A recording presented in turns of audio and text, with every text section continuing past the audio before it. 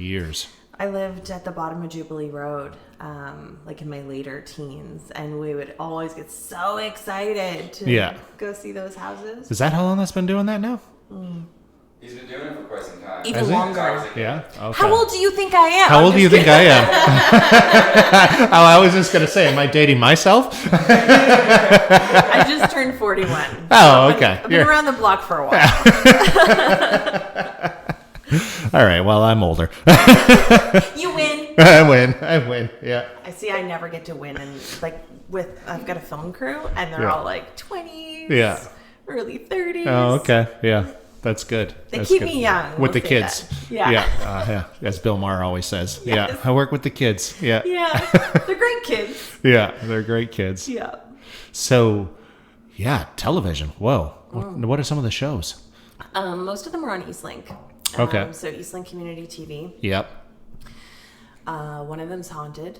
Okay. Which is all paranormal investigation. Yeah. So I did that for 6 seasons. Oh, the wow. last season that I'm on is airing right now. Yeah.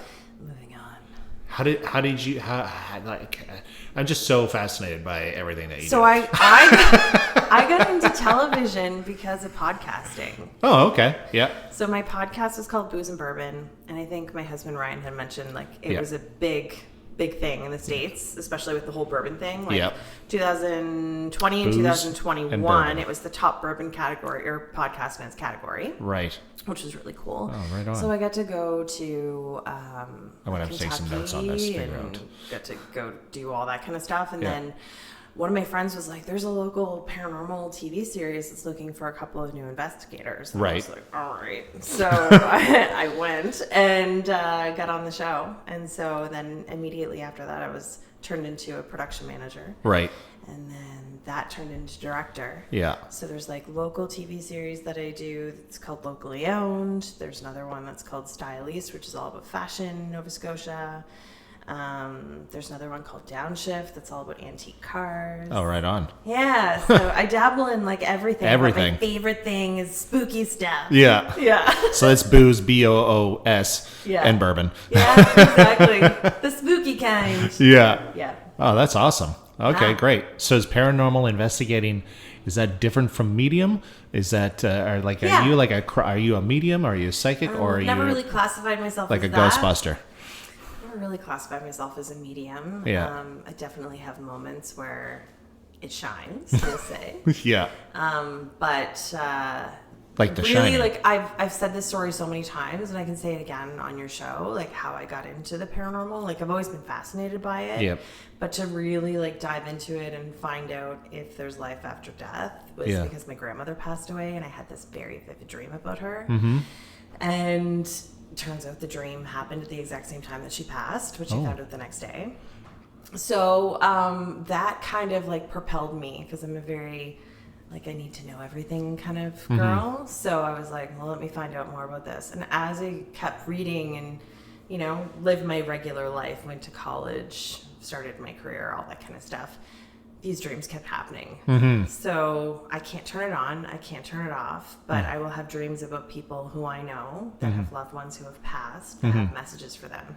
Really? Yeah. Wow. So I don't dive into that so much, but... here we are. But here we are, yeah. So there's opportunities where I can use it when I'm paranormal investigating, especially if I'm staying at a haunted Airbnb or haunted bed and breakfast or anything like that. And it just comes I can have a nap in the afternoon before we get started at night, and I'll have this crazy vivid dream about an old nun, and then you have to be there. Yeah, and then I find out that it used to be a nun's house, and I'm like, okay, cool. Right. I don't know. I don't know. It's the weirdest thing, because I'm a very rational thinker. Mm-hmm. So for me to really try to understand how that actually works, it's sure. How's that work? How does that work? I don't know. It's so weird. I've got a friend who lives on the lake with me, and she's a medium as well. She's been trying to. I don't know how to explain it, but she's been having these experiences for several years now, and she's just now sort of embraced it. You Right. know, like she doesn't. She's always concerned about what people would say and whatnot. But now that she's older than me, and she's been living with this now for the past few years, and it's always been sort of like driving her crazy, and wanting to talk about it. I don't want to speak too much for her, but she's finally embraced it, and now she's using it to help people where she can. And so far, I think it's been pretty successful for her. So I'm always interested in knowing a little bit more about that, how that works. And I get the answer from you is probably the same thing I get from her. Is like, or the answer that you've given me is kind of the same thing she gave me. It's like, I just don't know, Adam. It just happens. Yeah. It's such a weird thing. It's so strange, but yeah, it happens. And then even my husband, like, he was like, okay, maybe you had a strange dream, and then like 2 days later, somebody will pass away, or I'll meet up with somebody that I had this dream about their relative, and he's like, okay. Yeah. And it's really strange. Yeah. I don't know. I talked to a couple of mediums. They're down in the States, and I was like, how, in your opinion, because it's all opinion based, right? There's no like science backing any of this up. I mean, True. There could be forms of it, but not like diving into dreams and why these things happen in the dreams. But they said to me, there's like this light that everybody emits, and if you want to like think about auras and things, everybody has like sort of this energy field around them. Right. And they're like, they see your light and they come to your light. They can recognize that. I'm like, well, that's an interesting theory. Yeah. Sure. It is. Okay. Yeah. I mean, I can roll with it. Whatever you say, I'll listen. Yeah. Yeah. And so that got you into paranormal investigation, and now you're ghost busting. Yeah. Go into some really cool spots. Tell me some of well, I already know some of them, but I would love to hear your experiences of them. So you went to the Conjuring House. I mean, that's a pretty popular destination these days. Yes. Yeah. So tell me a little bit about that. It's nothing like what you see in the movies. The house itself, I mean. The story is a little similar, but I think, the story that's been popularized by the films and Ed and Lorraine Warren. But tell me about your experiences in the Conjuring House. And what's it actually called again? The farm on Round Top Road. That's right, yeah. The Harris House or something? The Harrisville House. The Harrisville House, yes, Yeah. right, okay, yeah. So I love the Conjuring movies. So Yeah. I was always all about it. Yeah. And the fact that they were quote unquote based on a true story. Oh, yeah. Those are the best. Those are the best, Those yeah. are the best. I mean, yeah. they're pretty elaborate. Yeah. They're not really the truth. They're stretched a lot. But Yeah. anyway, so during COVID, when everything started to get shut down, there was a 7-day live investigation at the Conjuring House. Really? So I said to my best friend, I was like, let's get a subscription. Let's Right. tune in. Let's watch. Yeah. So she would log in for a little while and Right. she'd watch, and then I would. Who was There's, hosting that? A series of paranormal investigators Okay. and the newer owners, not the newest owners, Right. but the newer owners of the house, totally into paranormal investigating. They actually were the hosts, but then they had a team of other paranormal investigators that they'd worked with in the past. Right. And 2 of those people were living full time at the house as the caretakers. And so I was so fascinated by that. So then, of course, I couldn't go. Right. 'cause the borders were shut down. Yeah, they weren't letting you fly, drive, walk. No. So I had to wait until I could actually cross the border. So when I did, I got there. It was amazing. It looks nothing like the movie at all. Right. And even when It's like a bungalow, isn't it? yeah. So even when the Perrin family, which is what the Conjuring movie is based upon, even when they lived there, the house was painted white. So it still didn't even look anything like what I knew of it, because it's just, cedar shingle kind of situation. Anyway, get there, super fascinating, very cool. The stories that they told me that aren't included in a lot of the books that you read or the movies that you see, just about the family and the things that they had happen there was so incredible. Right. My husband was there with us, and so we had done an investigation. We got some interesting noises and taps and things happen like that. But there's a story about the father, the Perrin father. I think his name's Roger Perrin. Yep. So he apparently had this sort of affair with the ghost in the basement. Oh, really? Yeah. Oh, okay. And apparently this ghost did not like any other female presences within the house. Right. So he had not been in the house for, I don't know, like 30 or 40 years. Right. This newer family who owned it invited him and said, we're not going to let you in the basement, though. And he was like fighting tooth and nail. Really? He was like, no, I need to go to the basement. I need to go to the basement. So eventually he went to the basement. He was there for like 3 or 4 hours just talking and interacting with this spirit that's apparently in the basement. Yeah. So then after everybody else in the group, when I was there doing the investigation, had left, so me, my husband, my friend Stacy, my husband's like, I'm going to the basement. And I was like, are you kidding? He was down there for 45 minutes by himself. Yeah. And I was like, what are you doing? Right, yeah. But it was pretty funny. He really wanted something to happen. Yeah. He was down there. It didn't happen for It him, didn't happen for him. Okay. He was down there for a long time. He was, yeah, something happened. Maybe he's just not telling me what happened. But yeah, so that was a really interesting experience. I really loved going to the Waverly Hills Sanatorium, which is in Kentucky. Okay, yeah. It's I don't know if I'm familiar with that one. Spooky Is it? spot. So it was Waverly Hills. Yeah, tuberculosis hospital. Oh, okay. So of course it was shut down. Yeah. But yeah, they don't know the exact numbers of how many people had passed away there. Right. But they had a tunnel that would shield All all tuberculosis. That's a tongue I twister. know. We'll just call it TB. TV, yeah, good one. Yeah. But they had a body chute or a body tunnel that was shielded away from the rest of the patients. So Right. that when somebody would pass, they would be able to keep their spirits high and not see that there was, a body exiting Right. the space. Every day. But they say that there could be 60,000 people that passed away in that hospital. Wow. Holy crap. Yeah. That's a lot. Yeah. Okay. So Yeah. lots of goings on there, right? Uh-huh. Yeah. Lots of goings on. It was the first time I ever saw a quote unquote shadow person. Oh, really?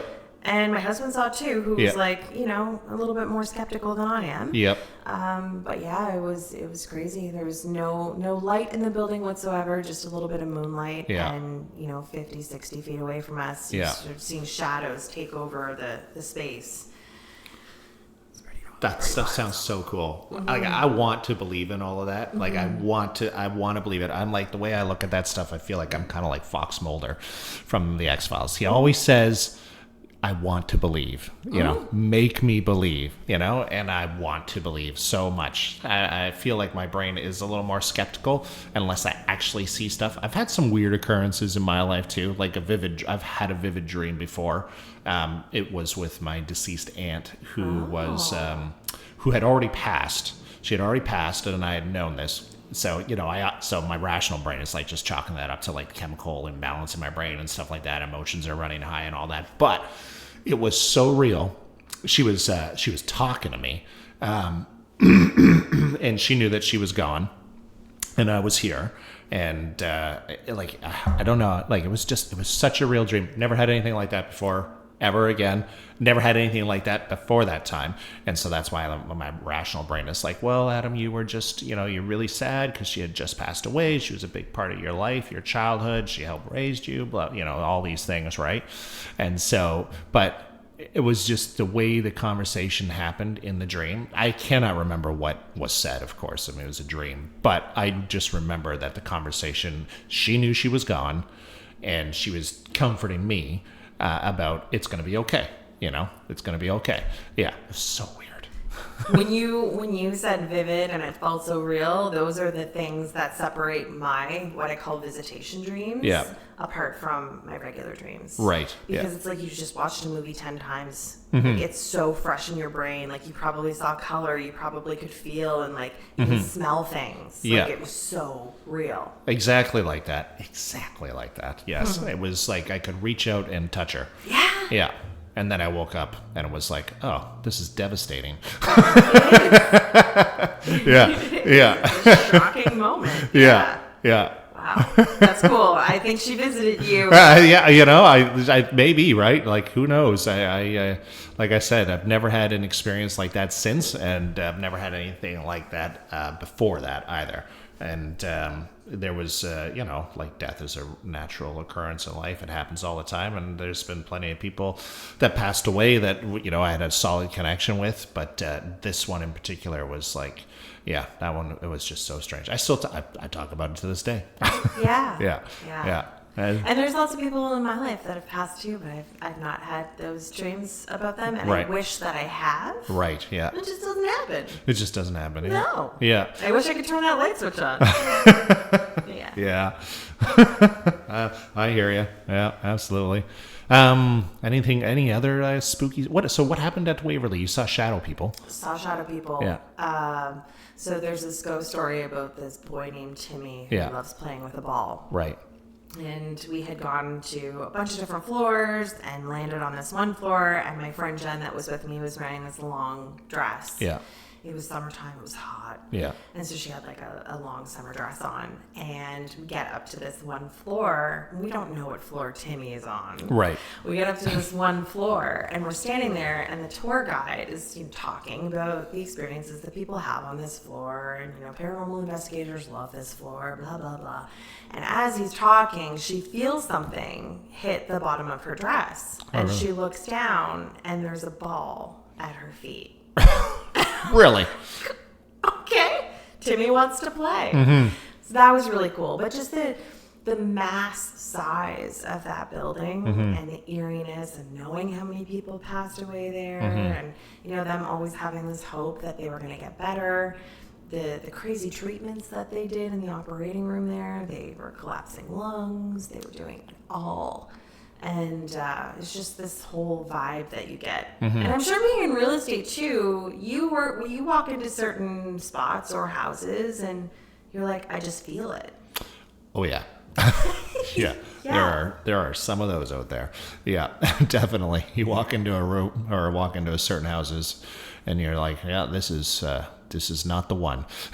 Or maybe it is the one. But yeah, you just, I used to work also, so before real estate, I used to work with the Toronto Region Sheriff's Office. I used to do a co-op program with them. Okay. Yeah, and you want to talk about walking into certain places that give you the heebie-jeebies, and you just can't wait to get the heck out.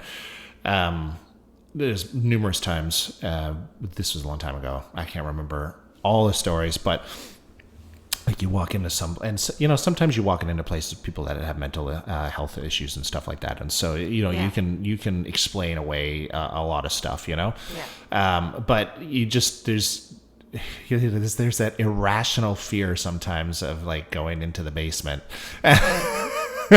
Yeah, you're not wrong.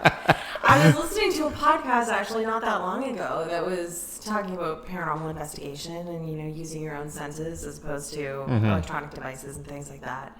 And there's something just so ingrained in us. When you walk into a space, you listen to your body and what your body does for that first 10 seconds. That's your warning. So if you walk into a room and you don't like it, there's a reason why you don't like it.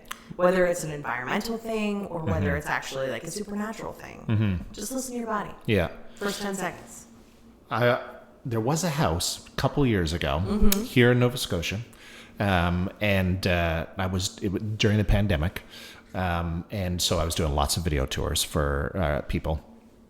I can't remember the address, but it's in the HRM. It's like just down, you go down Sambro Way and whatnot. It's down along there.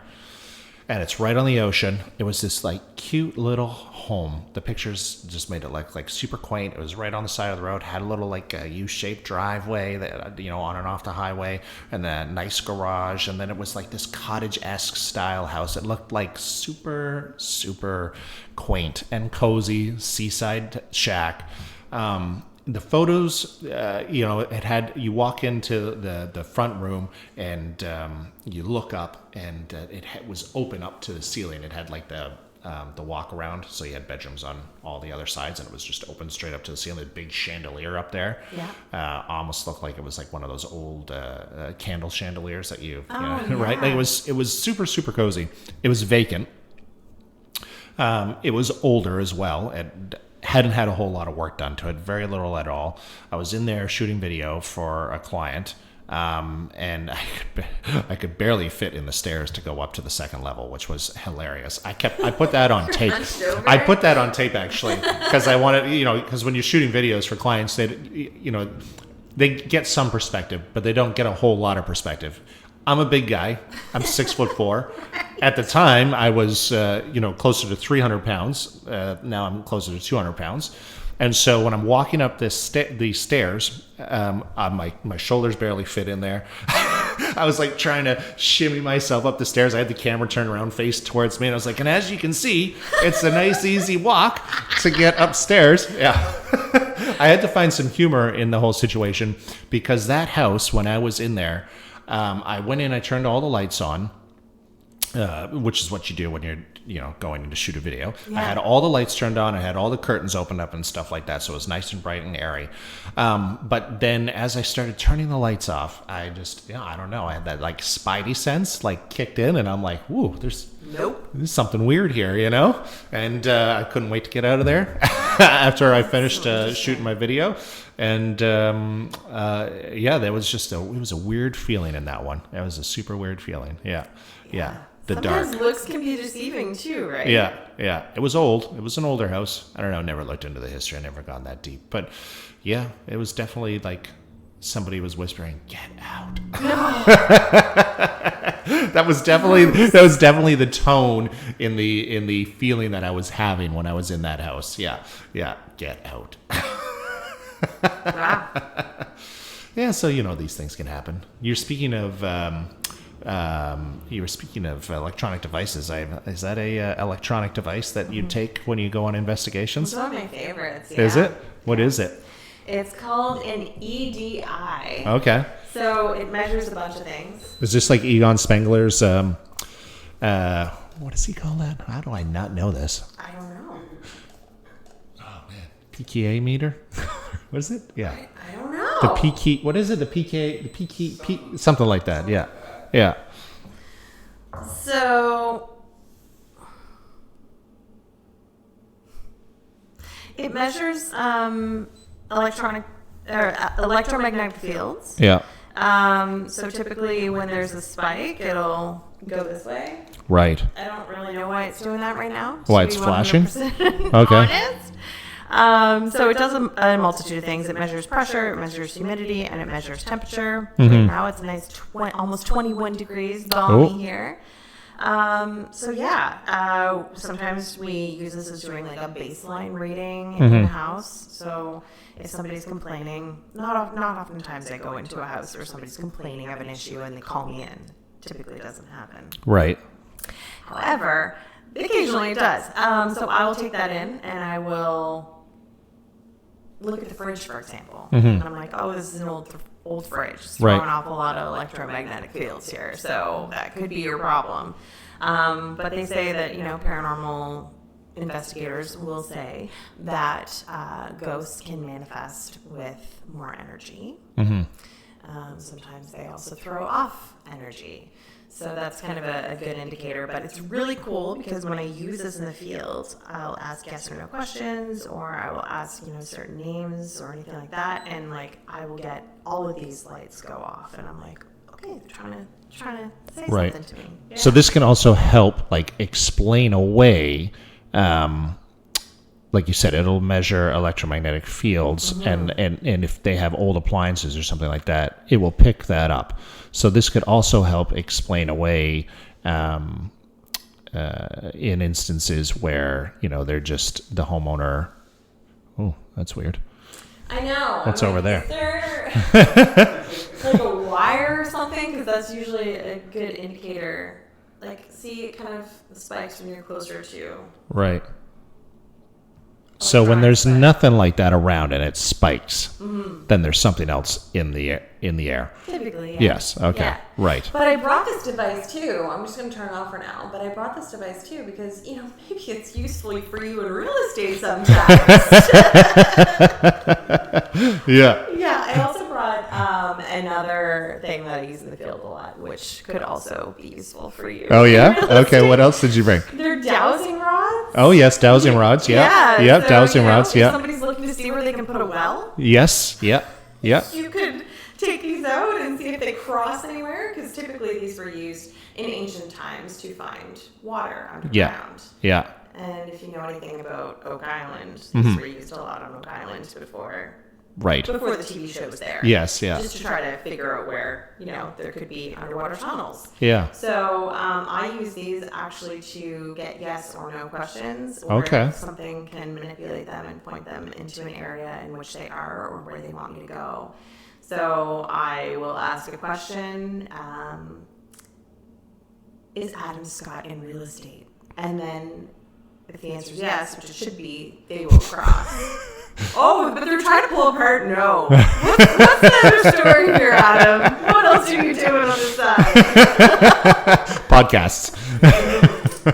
Exactly. So I brought those two pieces of equipment because, you could potentially use them in your field too. Yeah. So walk me through this one again. Sorry. So this measures humidity, pressure, temperature, like electromagnetic fields, everything. So what would I use that for? If I wasn't using it for what you use it for, like what would I? If there's some sort of like crazy wiring or anything in the walls, you could take that over and you might get a huge spike and be like, okay, maybe we need to have somebody take a look at that a little bit further. Okay. Yeah. How much are one of those bad boys? You can get more like sort of entry level ones for like $60. Okay. That one's I think about $200. Okay. Yeah. Alrighty. Comes with a nice shiny case. Yes. I'm assuming that's important. Well, it's important for me, so I don't ruin it. Exactly. Yeah. So when you're running away because there is something that's there. Yeah. Yeah. So you make house calls as well? Occasionally. Yeah? Yeah. You're in the paper? Well, the paper. No. The yellow pages? No. You're online. I am. I'm definitely online. Yeah. And the house calls that I've done are more so like people that know me. And they're like, hey, I just moved into this place. It's really weird. I saw a shadow run across the bedroom last night. Right. Can you come over? Yeah. And I'm like, do you want me to interact with it or do you just want to ignore it? Because I'm not the type of person that can actually get rid of things. Right. You can do things, people who are really into that will often use like white sage. Yep. And they'll do this little ritual and they'll take the sage around the house while it's burning and ask something to leave. And we tried that. Yeah. I don't know if it really, really worked, but she was able to say that she was sleeping a lot better. Oh, okay. That's good. I think in that particular case, I identified the problem. Right. It was two mirrors facing one another. Oh, yeah? Depending on how spooky you want to get. But a lot of people will say that two mirrors facing one another creates a portal. Lots of times people also say that mirrors will hold on to energy, so they say that in itself is a portal. Yep. I can say I stayed at a place for my birthday, known as being a haunted house. There was a huge mirror in the room, and I was like, we're putting a blanket over that. It freaked me right out. I saw Ghostbusters Afterlife, and the big baddie used mirrors as portals. There you go. I did my research. I did my research. Yeah. Yeah. Oh, that's awesome. I have heard that before, though, with mirrors being portals. All jokes aside, I've heard that before too. So that's crazy. Yeah. So sometimes, do you think that maybe, like you said, like, do you really want me to interact with whatever you think is there, or do you just want me to come over there and snoop around and find out what's going on? So sometimes, do you, like, when you're there, do you recognize that perhaps there isn't really anything going on here? Perhaps there's just like some negative energy in the air or something like that, but your presence there helping the person like work through, whatever they're going through. It helps make them feel better. Like, has that ever been? Yeah. So there's been people who have told me that they believe that there's certain things going on. Mm-hmm. They've shown me certain pictures or surveillance videos, and most of the time I can sort of discount that. Yeah. And I'm like, are you sure there wasn't just a car driving by in the street and it's a reflection hitting a mirror and it's a light that you're seeing travel across the room? Or are you sure it's not a bug that you're seeing? Right. So there's things like that where I don't tend to always believe that it's something paranormal. It could be just a regular occurrence. And if they're concerned about it, I will say, well, there's this possibility that it isn't what your brain went to. Yeah. It's something just very mundane. I think that's good though, because that also speaks to your level of credibility, right? You're not just like jumping at every a scary story that somebody calls you up and tells you about, right? So you go there and you're rational. You assess the situation. You've got the tools to do it. Yeah. And then once you've made your investigations, you put your report together, just like how I put together a market analysis. Somebody thinks their house is worth $1 million, and I go in there and I say, close. But we need to take a couple of things into consideration. Yeah. And it just adds more to your credibility. That's good. I can appreciate that. Yeah. I like to think of myself as being a very authentic person, both my presence on camera and just when it comes to, investigations when a camera isn't rolling either. Like I like to think of all possibilities. Like let's not run away with the fact that it could be a ghost right now. Right. And I don't want to say that every place is haunted. But if there's been a traumatic death, or if it was an old house that has been like generational, like the next generation lives there, and then the next generation, there's probably a lot of like family energy tied to that, I guess we'll say. Right. So maybe there's some really good experiences there that maybe when that person passed, they wanted or they choose to come back and visit because they loved it so much. Right. Yeah. But not every place that somebody dies in has to be haunted. It's true. Yeah. Yeah. Well, let's, as all this has been great, you must have like some crazy real estate wow moments, based on all of this, based on everything you've just shared with me here. I'm really excited to know, as everybody who's listening knows, I don't know what you're about to share with me. It's a surprise. It's a surprise. Yeah. So, do tell me, what is your real estate wow moment, or real estate whoa? Okay, well, I mean, my father has always dabbled in real estate. He's always, purchased a lot of different properties, flipped things, all that kind of thing. My husband and I also have purchased, I guess, 3 homes in our relationship. So yeah, we're no stranger to real estate. We've actually always had wonderful experiences, which is nice. That's good. Yeah. Yeah. That's really not always the case. No.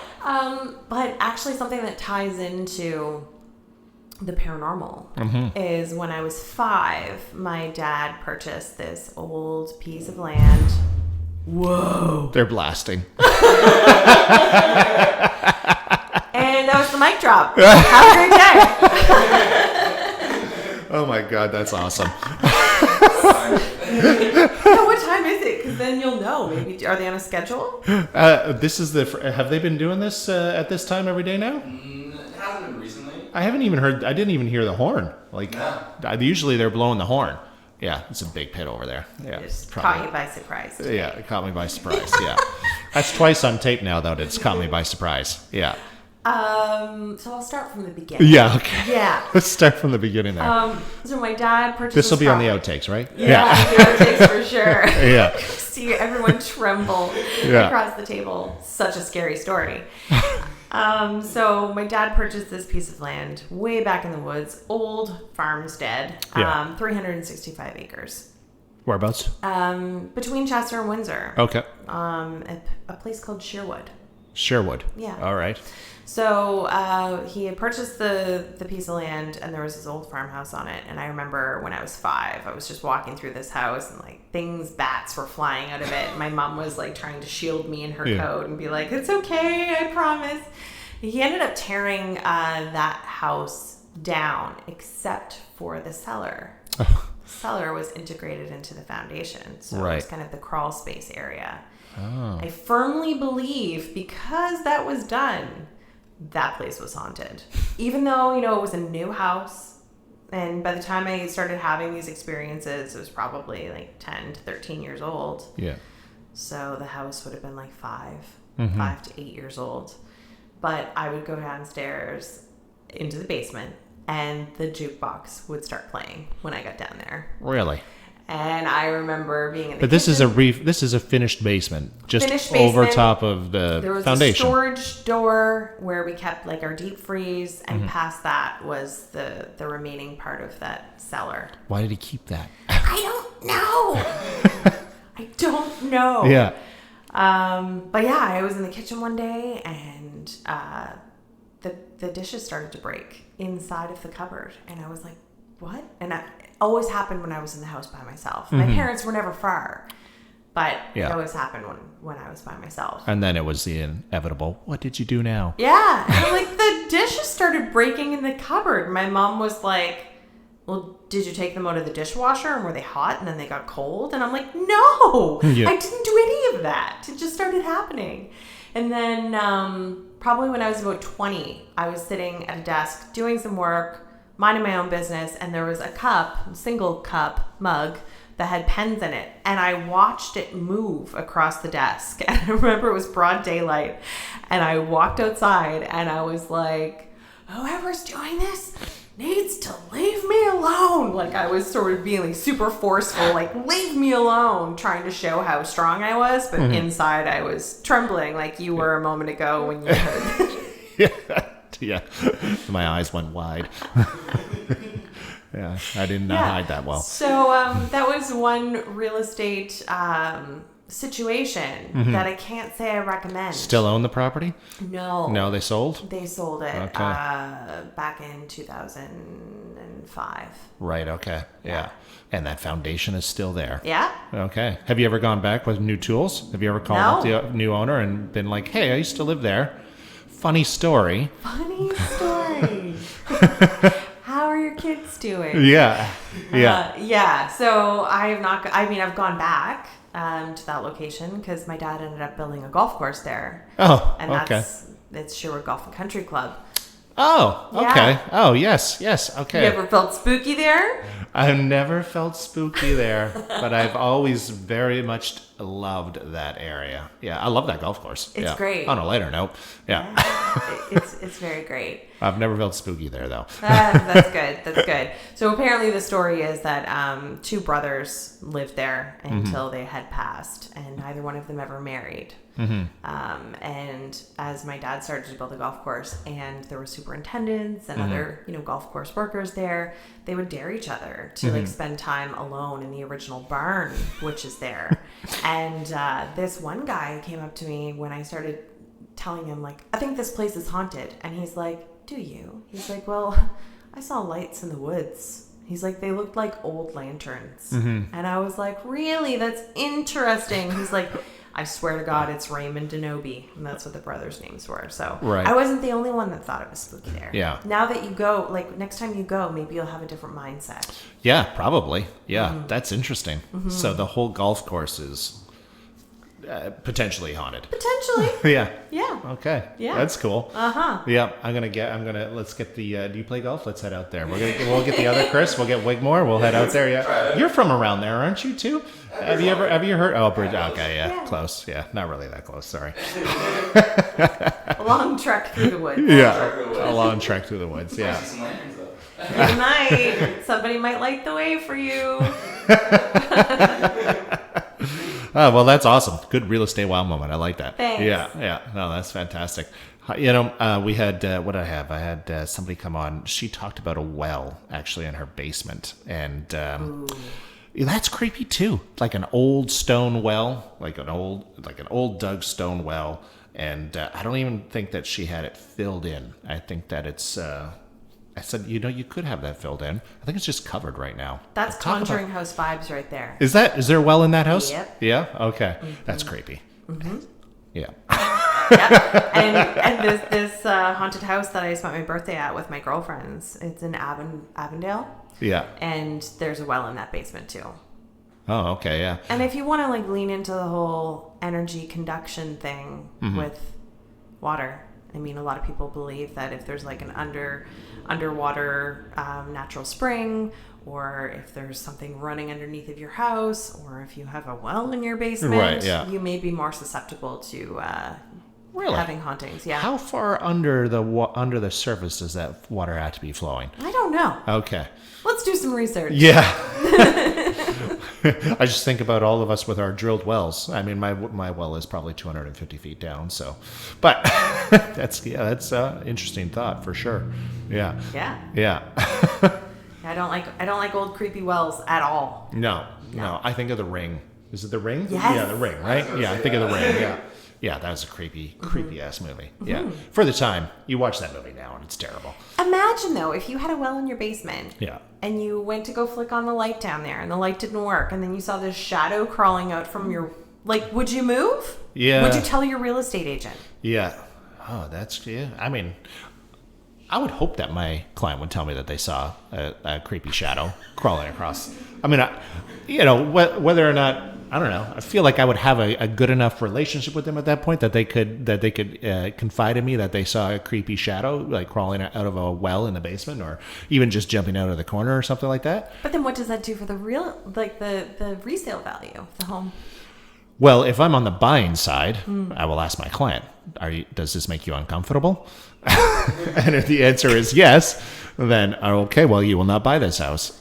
I love how we're actually having a serious conversation about this situation. Yeah. Oh, it's the truth. It's an actual, takes up a section in the course when you go for your license. They talk about stigma and whatnot in the house. Yeah.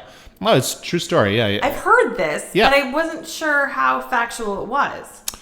Oh yeah, it's in the textbook talking about houses with stigma, whether it could be haunted, there could be demons or something like that. Yeah, I don't know. Demons is actually written in there, but haunted is in there. Yes, yeah. So they talk about houses with stigma. Yeah, somebody dies in it, somebody claims it's haunted. That sort of thing.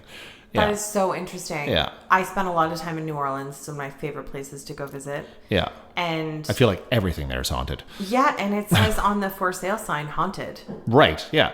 Well, because there's a market out there. That's probably a much smaller market than the regular buying public, but there's definitely a market out there for people who want to buy haunted houses, for sure. And, whether the issue with whether or not you're supposed to disclose that the house is haunted or whatnot, I mean, I guess there's some back and forth on that, but I mean, there is talk about disclosure about everything that's happened in the house since you've owned the house, right? Or that you're aware about the house. So you always want to disclose, everything you know about the house. But yeah, there's definitely been a discussion or two about what you do with the house that's been haunted. Yeah. Some people believe in that stuff. Some people don't believe in that stuff. Some people want to believe in that stuff. And there's people out there that want to buy property that specifically has been haunted or is haunted. And yeah, it's a real thing. I jokingly did it, but I'm, like I said, I'm like Fox Mulder. I want to believe in all this stuff. Before Halloween, I started posting, ads about selling your haunted house. No, you didn't. It didn't get any traction, but why not? I mean, there's people out there who have homes that have probably had some sort of experience, whatever that experience is. And maybe they want to get out, and they don't know what to do with that house now because it's haunted now, or there's definitely something happening here that I just can't explain with my rational brain. What are my next steps? And then I would love to be a phone call for something like that because now I have connections. Right. Bring all my devices and be like, the house isn't haunted. It's just your client that's haunted. Yeah. Yeah, you're not going to get away from it. Yeah. Ooh, too bad for them. But anyways, yeah, it's a truth. It's a legit thing for sure. Haunted houses, trying to sell them. I mean, I don't know anybody who's sold a haunted house, but like personally. But I mean, people have sold haunted houses. Clearly, that the Conjuring House, the Amityville House, the Borden House, the Velisca House. There's all kinds of houses out there that have changed hands several times, and usually the ones that are buying them, like in that case where you went to the Conjuring House, the one of the newest owners, they bought it specifically to 100%. Right? Yeah.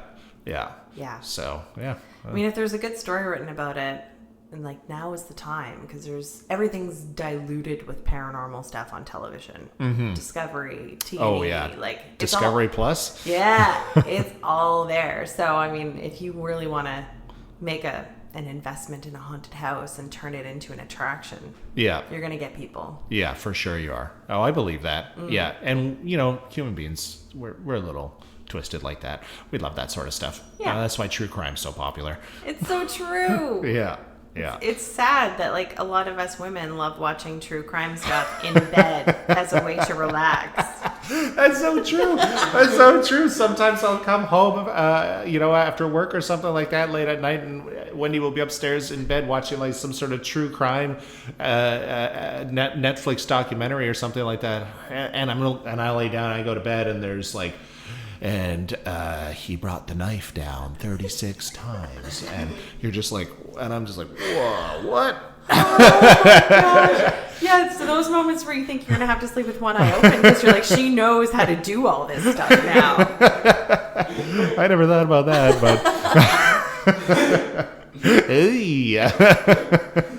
but this has truly been a pleasure. Thank you so much, Kim, for coming in. This has been great. Where do you want to tell everybody where people can find you online? Sure. Yeah. So my website is Kim Moser. That's moser.info. And you can also find me on Instagram at Kim's Darker Side. I didn't wear black today. I usually do. Do you? Thanks for filling in for me. Yeah, okay. Right on. Well, thanks so much for coming on. I appreciate this. Thank you so much for having me. Yeah. It's been a lot of fun. Great.